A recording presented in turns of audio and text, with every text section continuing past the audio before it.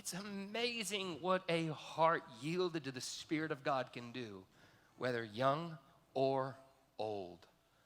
We oftentimes wrongly equate spiritual maturity with age. Now, a life that's yielded to the Spirit with age gets better and better and better.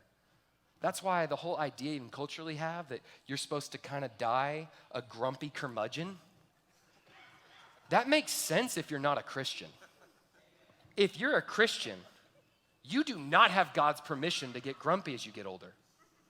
You have his invitation to become more glorious, from one degree of glory to another.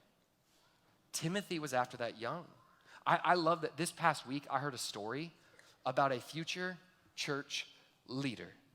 I heard a story about how recently there have been like 4 to 5 in our middle school ministry around 8th grade. Girls that have been coming to the Springs. And so the student leaders are trying to get to know all these new girls that have recently been coming.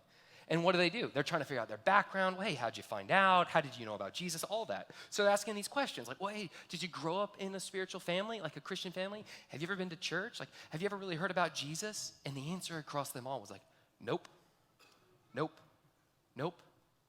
So then the student leaders are like, well, how did you hear about Jesus? Who told you about him? And then how did you come to join this? Common answer across them all. And they all came and said, there's an 8th grade girl at Oak Run Middle named Stella. She told us.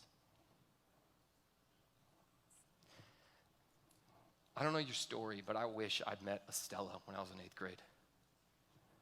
I don't know your story, whether you are 8th grade, 18, 88.